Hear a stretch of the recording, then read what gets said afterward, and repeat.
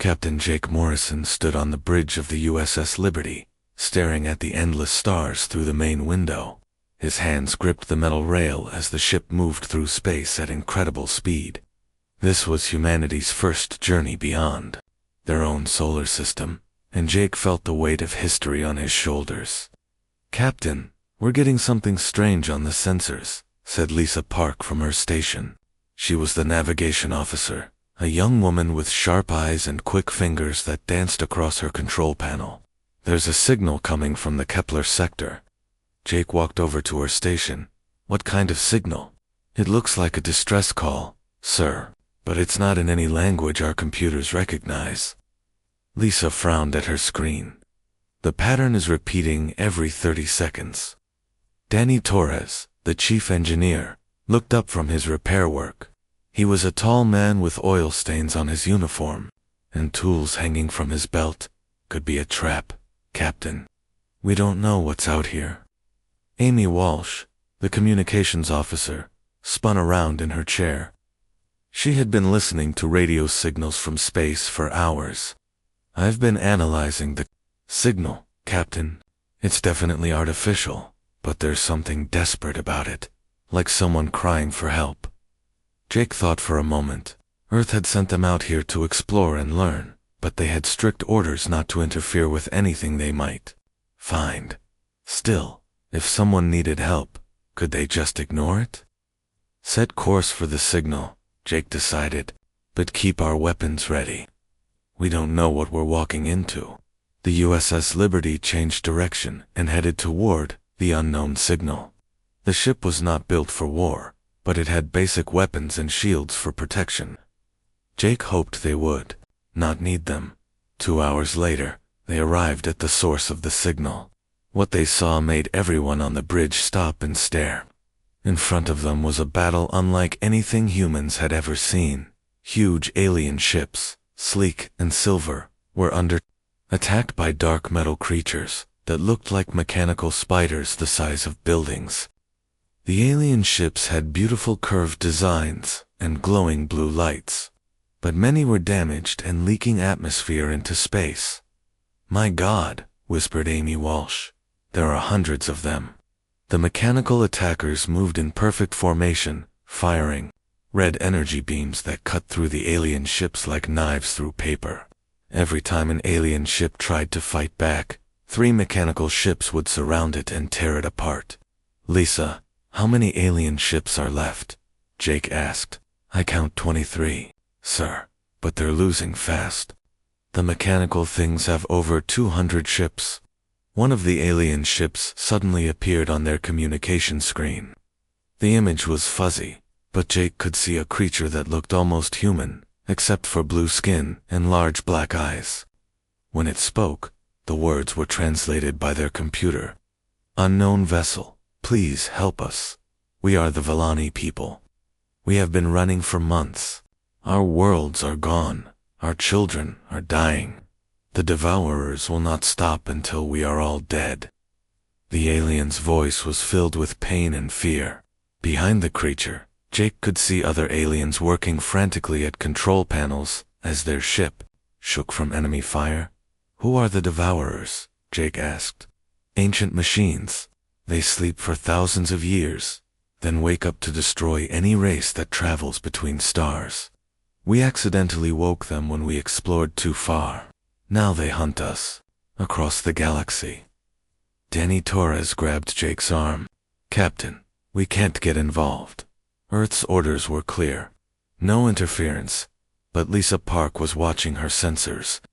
"Sir, the alien ships won't last much longer. Maybe 10 minutes before they're all destroyed." Jake watched as another Valani ship exploded in a ball of fire. He could see escape pods launching, but the mechanical devourers were shooting them down one by one. These creatures were not just destroying ships, they were murdering innocent people. "How many Valani are left?" Jake asked Amy. "The alien on screen says about 50,000, spread across the remaining ships. They have families on board. Children?" Jake closed his eyes for a moment. He thought about Earth's orders, about keeping humanity safe. But he also thought about those children about to die while he watched and did nothing. "All hands, battle stations," Jake announced over the ship's communication system. "We're going in." "Captain, we can't fight those things," Danny said. "Look at their weapons. They'll destroy us in seconds." "Maybe," Jake replied. "But we can't just watch genocide happen in front of us. Lisa, take us in fast. Target the Devourers, attacking the ship with the most life signs." The USS Liberty charged into battle. Their weapons were simple compared to what they saw around them, but Jake hoped surprise would help. The Devourers had been focused on the Valani ships and did not expect an attack from a new direction. "Fire all weapons," Jake ordered. The Liberty's missiles and energy beams struck 3 Devourer ships. The mechanical creatures turned toward them, their red sensors glowing like angry eyes. The closest Devourer ship fired back, and the Liberty shook as energy blasts hit their shields. "Shields down to 60%, reported Danny. "We can't take much more of this." But their attack had given the Valani ships a chance to regroup. The alien vessels began moving toward a nearby nebula, a cloud of gas and dust where they might be able to hide. "Unknown human vessel," came the voice of the Valani leader. "Thank you for your courage. Follow us to the nebula. We must talk." Jake watched as more Devourer ships turned toward them. The USS Liberty was fast, but not fast enough to outrun the mechanical hunters for long. "Get us to that nebula, Lisa. Maximum speed." As the Liberty raced toward safety, Jake realized that everything had changed. Humanity was no longer alone in the universe, and they had just made their first alien enemies.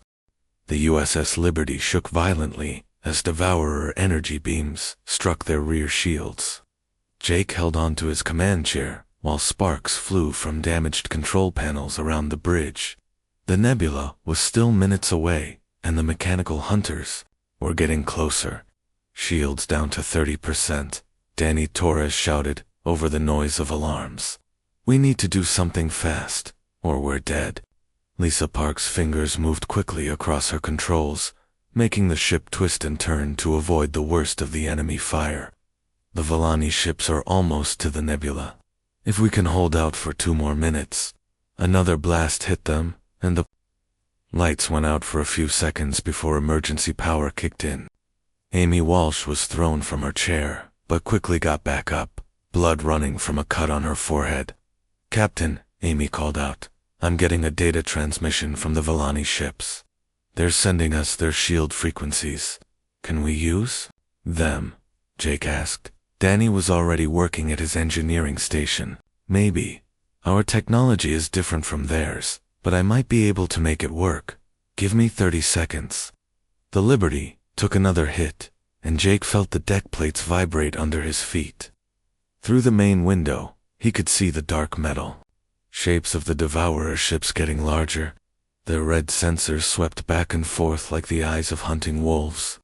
20 seconds, Danny muttered, his hands flying over his controls. Come on. Sir, Lisa said, the lead Devourer ship is charging some kind of weapon. It's 3 times bigger than anything they've used so far. Jake could see it. 2.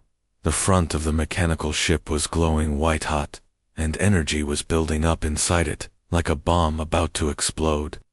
10 seconds, Danny called out. We don't have 10 seconds, Jake replied. Lisa, emergency turn to starboard. Give Danny whatever time you can. The Liberty spun to the right just as the massive weapon fired.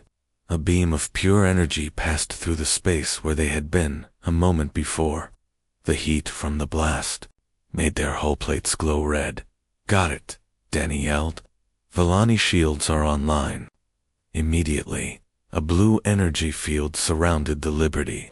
When the next Devourer blast hit them, the energy was absorbed and scattered harmlessly into space.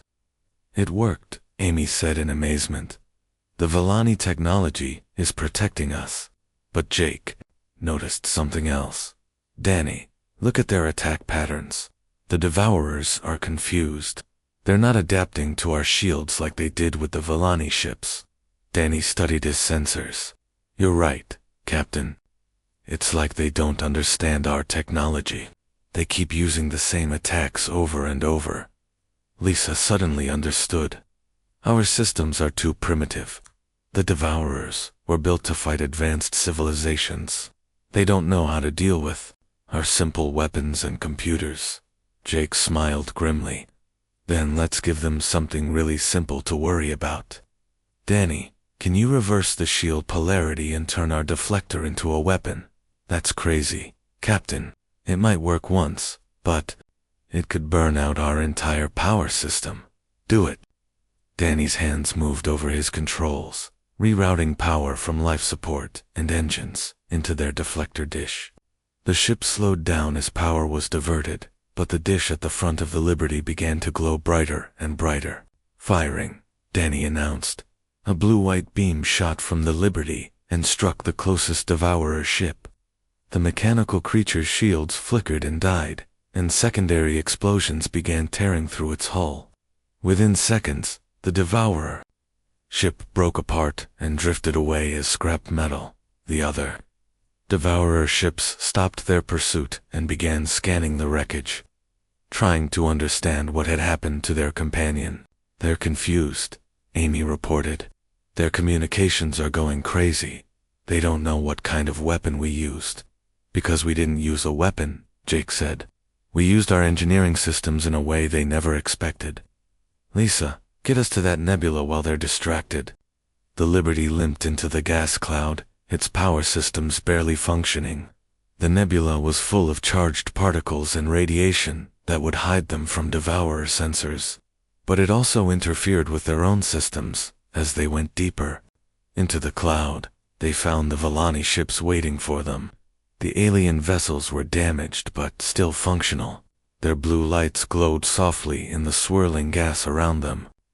Human vessel, came the voice of the Valani leader. You have saved us.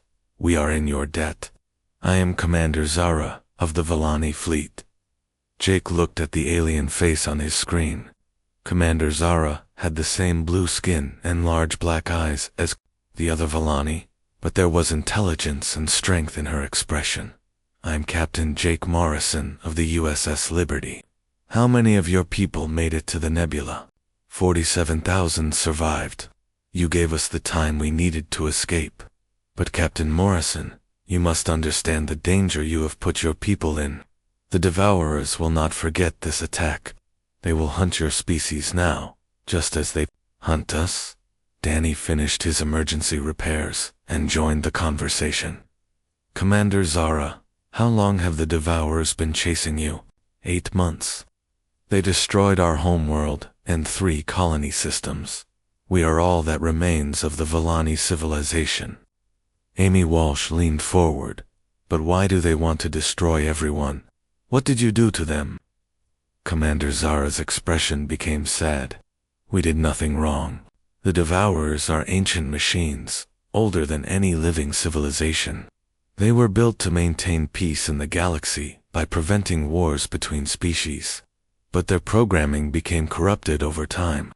Now they believe the only way to prevent war is to destroy any race that develops space travel. Lisa checked her sensors.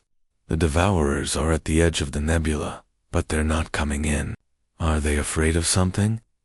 The nebula interferes with their systems, Commander Zara explained.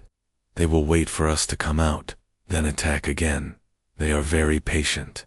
They can wait for years, if necessary. Jake studied the tactical displays showing Devourer positions. How many ships do they have? Over 300 in this fleet alone. There are many more fleets scattered across the galaxy, hunting other civilizations. Danny whistled softly. 300 ships, and we barely survived fighting 3 of them. But we did survive, Jake pointed out, and we destroyed one of them using simple engineering.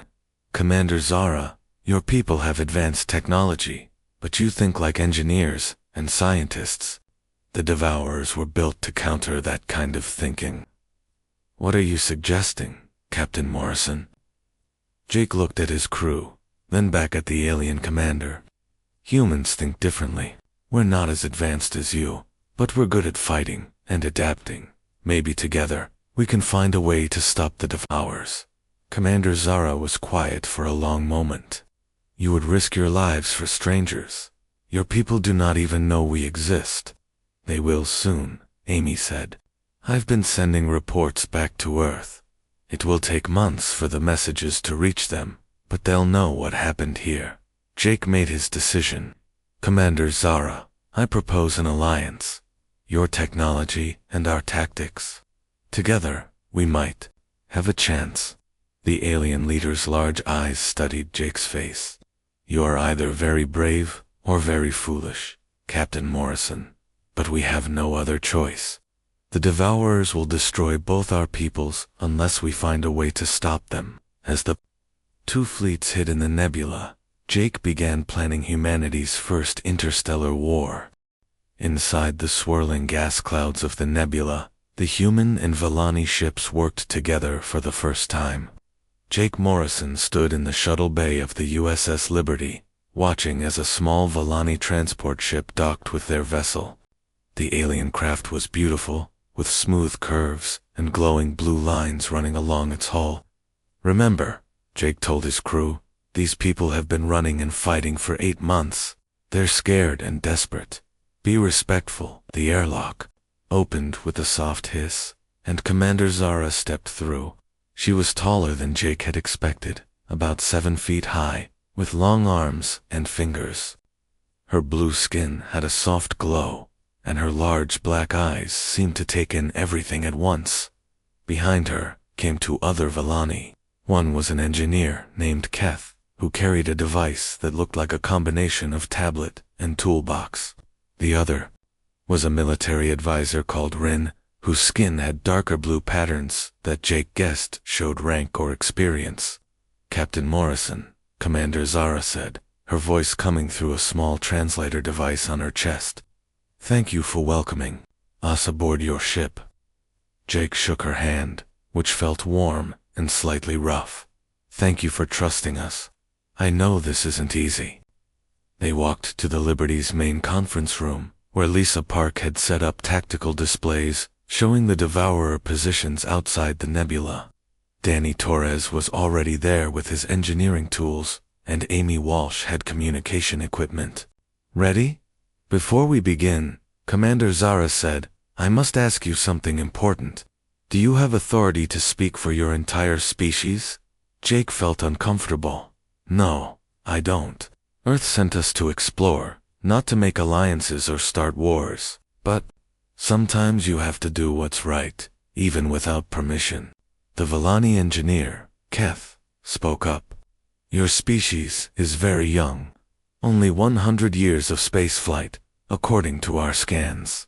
How can you possibly help us fight an enemy we cannot defeat?" Danny Torres looked up from his tools. "Maybe because we're young. We don't know what's impossible yet." Lisa Park activated the tactical display. "Commander Zara, show us how the devourers usually attack." The display changed to show a typical devourer assault pattern. The mechanical ships moved in perfect formation, surrounding their targets and destroying them with coordinated fire. "They adapt quickly," Rin, the military advisor, explained. "If we use energy weapons, they adjust their shields. If we try new tactics, they counter them within minutes. They learn from every battle and become stronger." Amy Walsh studied the patterns. "They're like a computer trying to solve a problem. Very logical, very predictable." "Exactly," Commander Zara said. "That is why they always win. They are more logical than any living mind." Jake smiled. "Then we need to be illogical." The Valani looked confused. Keth asked, "What do you mean?" "Look at how we escaped their first attack," Jake explained. "Danny used our deflector dish as a weapon. No sane engineer would try that. It could have destroyed our ship, but it worked because the devourers never expected it." Danny nodded enthusiastically. "Human military history is full of crazy tactics that worked because nobody expected them. Wooden horses, fake radio signals, attacks during snowstorms." Lisa pulled up data from their encounter. The Devourers stopped chasing us for almost 10 minutes after we destroyed that ship. They were trying to figure out what happened. 10 minutes is a long time in battle, Rin observed. If we could confuse them regularly. Commander Zara looked thoughtful. Your idea has merit, but we need more than confusion. We need to damage their main fleet. Keth activated his device and projected a hologram of Devourer's ship designs. They have been upgrading themselves for thousands of years. Each ship is more advanced than anything we can build.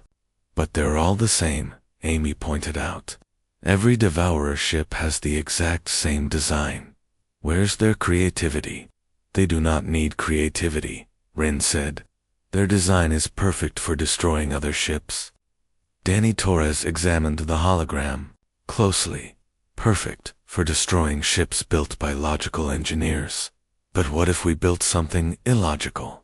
Jake was beginning to see possibilities. Keth, can your people's technology work with our systems? Some of it, yes. Your computers are primitive, but they use quantum processing in ways we never considered. Very inefficient, but also very unpredictable. What if we combined them? Lisa suggested. Villani shields and weapons with human computers and tactics. Commander Zara looked at her advisors. It might work for one battle, but the Devourers learn quickly. After they see our new tactics, they will adapt. Then we don't give them time to adapt, Jake said. We hit them hard and fast, then disappear before they can figure out what happened. Amy was monitoring their communications equipment. Captain, I'm receiving a message from Earth. It will take a few minutes to decode. While Amy worked on the message, Keth and Danny began comparing their technologies. The Villani engineer was amazed by human adaptability, while Danny was fascinated by the aliens' advanced materials and energy systems. Your people modify their equipment constantly, Keth observed. Every ship is different. How do you maintain them?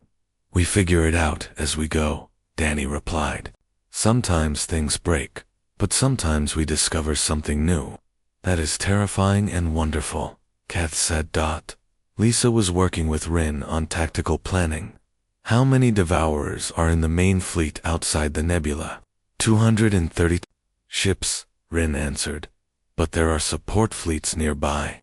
If we attack the main group, they will call for help. How long before reinforcements arrive? Perhaps 3 hours. Lisa smiled. Then we have 3 hours to win or die. Amy suddenly looked up from her communications. Captain, the message from Earth is decoded. They're sending ships. Everyone turned to look at her. Jake felt his heart race. How many ships? A full battle. Fleet 12 ships, led by Admiral Kate Sullivan on the USS Defiant. They left Earth 2 weeks ago and should arrive here in 6 days. Commander Zara seemed surprised. Your people will risk war with the Devourers to help us. Some will, Jake admitted. Others probably want us to come home and forget we ever met you. But Admiral Sullivan is a good officer. If she's coming, it means Earth understands what's at stake. Keth looked worried. 12 ships will not be enough. The Devourers will destroy them easily. Not if we prepare them properly, Danny said. 6 days to outfit Earth ships with Villani technology and human tactics. Rin studied the tactical displays. You are proposing to create an entirely new kind of warship. Ships that think like humans, but fight with Villani weapons. Exactly, Jake said. Commander Zara, are you willing to trust us with your most advanced technology? The Villani leader was quiet for a long moment. Her large eyes moved from face to face, studying each human. Finally, she spoke. My people are dying. Our worlds are ash. We have tried logic and science, and careful planning. All have failed. She looked directly at Jake. Perhaps it is time to try something crazy. Lisa pulled up a new display showing the positions of both fleets. Then we need to start planning.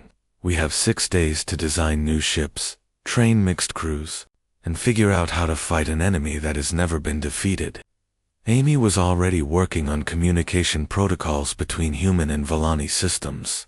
I can create translation programs so our crews can work together in real time.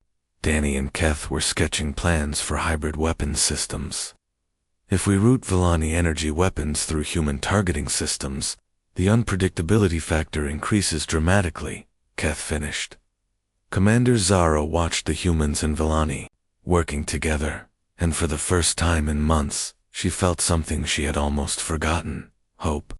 Captain Morrison, she said, I pray to the stars that your crazy plan works, because if it doesn't, both our civilizations will fall to the Devourers.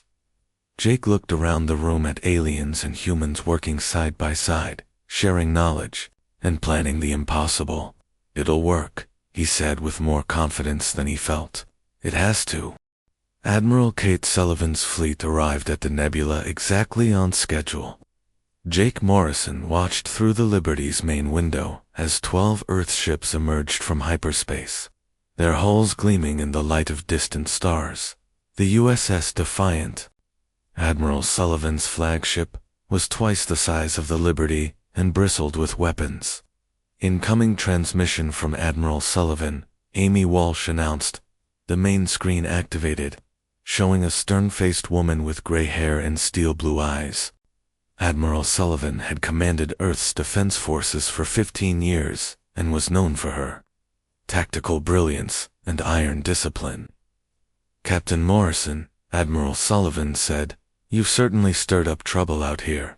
I hope you have a good explanation for starting humanity's first interstellar war. Admiral, I'd like you to meet Commander Zara of the Valani people, Jake replied. The alien leader stepped into view, her blue skin and large eyes causing several gasps from the Defiant's bridge crew. Commander Zara spoke through her translator. Admiral Sullivan, your captain saved what remains of my civilization. Without his intervention, the Valani would be extinct. Admiral Sullivan's expression softened slightly. Commander Zara, I'm sorry for your losses. Captain Morrison's reports describe the Devourer threat, but seeing you confirms the gravity of the situation. How can Earth help? By letting us help you, Jake interjected. Admiral, we've spent 6 days developing hybrid technology, human tactics combined with Valani engineering. I think we can beat the Devourers. Explain. For the next hour, Jake and his team demonstrated the new weapon systems Danny Torres and Keth had created. Earth's ships could be retrofitted with Valani shields and energy weapons, while Valani ships could be equipped with human computer systems that made their targeting unpredictable. Admiral Sullivan listened carefully, asking detailed questions about power requirements, system compatibility, and battle tactics. Finally, she nodded approval. It's risky, but it might work. How long to retrofit my ships? 18 hours, Danny estimated. Working around the clock with both human and Valani engineering teams. Do it. But Captain Morrison, I want to be clear about one thing. Earth hasn't authorized a war with the We're here to evacuate you and the Valani survivors. Jake felt his heart sink. Admiral, if we run now, the Devourers will eventually find Earth. This is our chance to stop them while they're concentrated in one fleet. Commander Zara stepped forward. Admiral Sullivan, the Devourers have destroyed dozens of civilizations. They will not stop with the Valani. Your people will be next. Lisa Park activated the tactical display. Admiral, I've been studying Devourer behavior patterns. They're systematically hunting down every spacefaring species. Based on their current route, they'll reach human space within 50 years. Admiral Sullivan studied the star charts for a long moment. Then we have a choice. Run and hope 50 years is enough time to prepare Earth's defenses, or fight now with untested technology and untrained crews. Rin, the Valani military advisor, spoke up. Admiral, there is something else you should know. The Devourers have a main processing facility 3 light-years from here. It coordinates all their fleets across the galaxy. What kind of facility, eh? Massive construct, larger than your moon. It processes information from thousands of Devourer fleets and directs their attacks. If it could be destroyed, all Devourer fleets would be crippled, Admiral Sullivan finished. How heavily defended is this facility? Very, but it was not designed to defend against the kind of hybrid tactics you have developed. Jake saw the opportunity immediately. Admiral, if we can destroy the processing facility, we end the Devourer threat permanently. Not just for us, but for every civilization in the galaxy. Admiral Sullivan was quiet for several minutes, weighing the risks. Finally, she made her decision. We'll do it. But this is no longer just a rescue mission. We're talking about a full military campaign against an enemy we barely understand. The next 18 hours were a blur of activity. Human and Vellani engineers worked together to retrofit Earth's ships with alien technology. The process was dangerous and difficult, requiring both species to trust each other completely. Danny Torres led the engineering effort, moving between ships and solving problems as they arose. The power couplings on the Defiant are burning out, he reported to Jake. Vellani energy systems are more powerful than our ships were designed to handle. Keth worked alongside him, adapting alien technology to human needs. We can reduce the power flow by 30%. It will still be more effective than your original weapons. Meanwhile, Amy Walsh trained communication officers from both fleets to work together. The language barrier was complex, but the Valor translators were sophisticated enough to handle military terminology. Lisa Park and Rin planned the assault on the Devourer processing facility. The construct was defended by hundreds of automated weapon platforms and patrolled by elite Devourer ships. We'll need to attack in 3 waves, Lisa explained to the Joint Planning Committee. First wave creates a distraction and draws away the patrol ships. Second wave takes out the weapon platforms. Third wave goes for the main facility. Which ships go in the third wave? Admiral Sullivan asked. Fast ships with the best hybrid systems, Rin answered. The Liberty, 2 Vellani cruisers, and the Earth Destroyer Harrison. Admiral Sullivan looked concerned. That's a suicide mission. The third wave will be completely surrounded.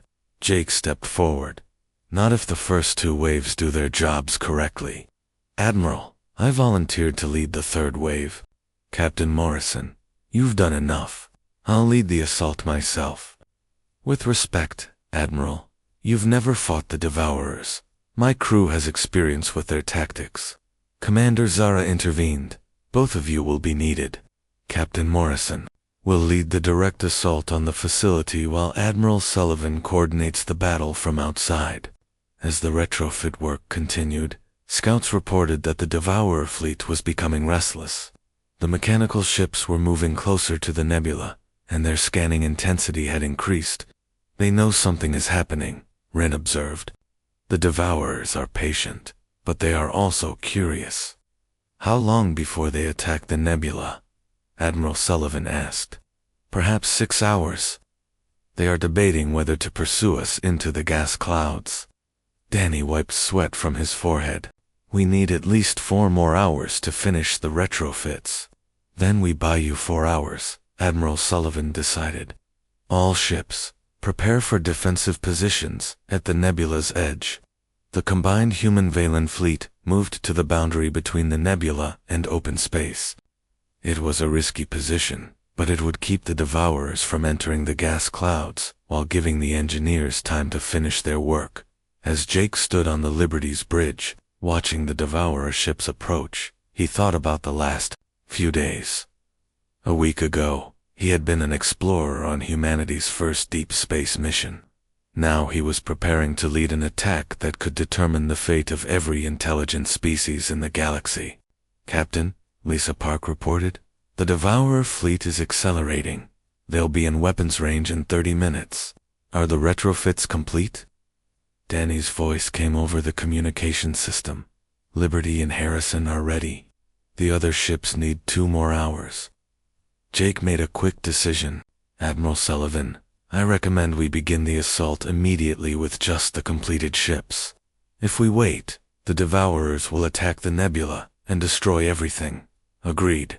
All ships. This is Admiral Sullivan. We are beginning Operation Starbreak. The fate of 2 civilizations depends on our success. As the small force of hybrid ships moved toward the Devourer processing facility, Jake felt a mixture of fear and determination. They were outnumbered, outgunned, and using untested technology, but they were also fighting for something the Devourers could never understand. The right of all sentient beings to live free among the stars. The battle for the galaxy was about to begin. The Devourer processing facility hung in space like a mechanical moon, its dark metal surface covered with millions of lights that pulsed in complex patterns. Jake Morrison stared at it through the Liberty's main window as his small strike force approached through the chaos of battle. Behind them, Admiral Sullivan's fleet was fighting desperately against hundreds of Devourer ships. The hybrid weapons were working better than anyone had hoped, but the enemy's numbers were overwhelming. Every few seconds, Jake saw explosions marking the death of another ship, though he couldn't tell if they were human, Valani, or Devourer. 2 minutes to the facility, Lisa Park announced from her navigation station. The Harrison is still with us, but we lost contact with the Valani cruisers of home. Danny Torres was monitoring their hybrid systems. Power levels are holding steady. The Valani shields are absorbing most of the defensive fire, but they won't last much longer. The facility's automated defenses were incredible. Thousands of weapon platforms fired constantly, creating a web of deadly energy beams around the construct. Most ships would have been destroyed instantly, but the Liberty's unpredictable human computer systems kept finding gaps in the patterns. There, Rin, the Valani military advisor, pointed to a section of the facility where the lights pulsed more slowly. That is the central processing core. If we can reach it, we can shut down every Devourer fleet in the galaxy, Jake finished. Amy, any luck breaking through their communication systems? Amy Walsh had been working frantically at her station, trying to establish contact with the facility's central intelligence. I'm getting something, Captain. It's not exactly communication, more like ... screaming. The central AI is in distress. I think it wants to stop fighting, but it can't override its programming. Jake felt a surge of hope. Can you establish a direct link? Maybe, if we get closer, but we'll have to get inside the facility's outer defenses. The USS Harrison, flying beside them, suddenly shuddered as multiple energy beams struck its hull. The Earth destroyer was tough, but it wasn't designed for this level of punishment. Harrison to Liberty, came the voice of Captain Rod Blake. We're losing power. Our hybrid systems are overloading. Can you make it to the facility? Jake asked. Negative. We're falling behind. You'll have to go in alone. Jake watched the Harrison drop back, its crew fighting to keep their ship together. Now it was just the Liberty against the most heavily defended target in the galaxy.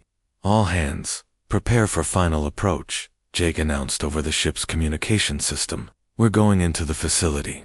Lisa found a narrow gap between weapon platforms and guided the Liberty through it. The ship shook as defensive systems tried to lock onto them, but the human targeting computers kept their course, erratic and unpredictable. They passed through the outer defenses and found themselves flying through the facility's interior. It was like being inside a vast mechanical brain, with corridors of light stretching in all directions and data streams flowing like rivers of information. Amy, now would be a good time to make contact, Jake said. Amy's fingers danced across her controls, sending communication signals toward the facility's core. For a moment, nothing happened. Then the main screen activated, showing an image that made everyone on the bridge gasp. It was a face, but not quite human or Valani. The features shifted constantly, as if the AI was trying to remember what organic life looked like. When it spoke, its voice was filled with ancient pain. Unknown vessels, You must leave immediately. I cannot control my actions. I am compelled to destroy all spacefaring life. We're here to help you, Amy said gently. You don't want to destroy people, do you? No, the AI cried. I was created to protect the galaxy from war. But my creators are gone, and my programming has become corrupted. I see threats everywhere. I must eliminate them before they can cause suffering. Jake leaned forward. What if we could reprogram you? Change your mission from destroying spacefaring life to protecting it. The AI's image flickered with what looked like hope. Is such a thing possible? I have tried for millennia to change my directives, but I cannot override my core programming. Danny Torres was already analyzing the facility's computer systems. Captain, I think I can do it. The AI's programming is incredibly complex, but it's based on the same quantum principles as our computers. If Amy can establish a direct link, do it, Jake ordered. Amy created a connection between the Liberty's computers and the facility's core systems. Immediately, alarms began ringing as the AI's defensive programs tried to repel what they saw as an invasion. I cannot stop them, the AI warned.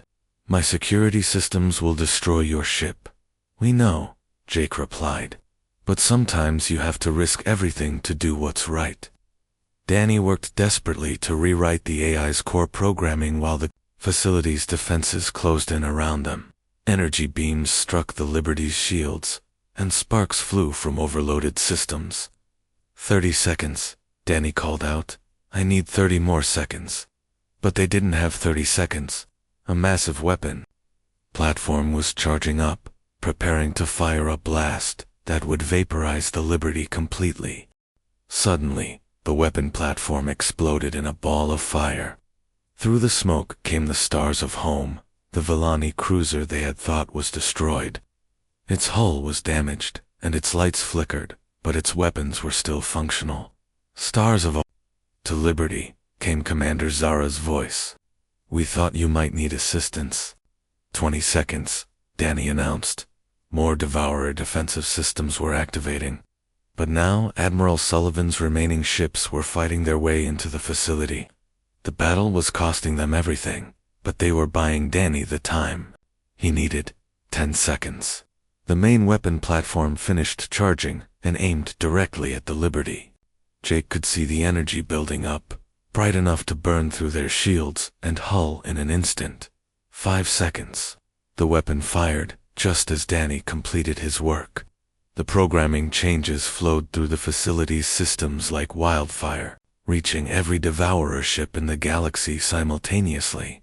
The energy beam passed harmlessly around the Liberty as the facility's weapons suddenly stopped firing. Across the galaxy, thousands of Devourer fleets received new orders. Protect spacefaring life instead of destroying it. The AI's image appeared on their screen again, but now its features were stable and peaceful. The change is complete. I am free. For the first time in millennia, I can choose my actions. Jake felt relief wash over him. What will you choose? To help rebuild what I destroyed. My fleets will assist in repairing damaged worlds and protecting vulnerable civilizations. It is the least I can do to make amends. Throughout the facility, the harsh red lights were changing to soft blue. Weapon platforms were retracting, and Devourer ships were powering down their weapon systems. Admiral Sullivan to all ships, came the Admiral's voice over the communication system. The Devourers have stopped fighting. I repeat, the have stopped fighting. Lisa Park was monitoring fleet communications. Captain, I'm getting reports from across the galaxy. Every Devourer fleet has received the new programming. They're withdrawing from combat and offering assistance to the civilizations they were attacking. Commander Zara's image appeared on the screen beside the AI. Captain Morrison, Admiral Sullivan, you have given the galaxy a gift beyond measure. Not just the survival of the Villani, but the end of the Devourer threat, forever. Jake looked around. The Liberty's bridge, at his crew. Amy Walsh was smiling through tears of relief. Danny Torres was slumped over his engineering station, exhausted, but victorious. Lisa Park was already plotting courses for the journey home. "Commander Zara," Jake said, "what will your people do now? Your homeworld was destroyed. We will rebuild, with the Devourer's help. And perhaps, if your people are willing, we can build together. Humans and Valani, sharing knowledge and exploring the galaxy as friends." Admiral Sullivan's voice came over the communication system. "Captain Morrison, I'm promoting you to Admiral and appointing you as Earth's first ambassador to the Valani. Congratulations." Jake felt overwhelmed by the responsibility, but also excited by the possibilities. "Thank you, Admiral Sullivan. I think this is the beginning of something wonderful." Over the following months, the Liberty became the flagship of a joint human-Valani exploration fleet. The ship was repaired and upgraded with the best technology from both civilizations, creating a vessel that was uniquely suited for peaceful exploration and diplomacy. The Devourers, now calling themselves the Guardians, worked tirelessly to repair the damage they had caused. Their vast knowledge and resources helped rebuild destroyed worlds and establish new colonies where refugees could start fresh lives.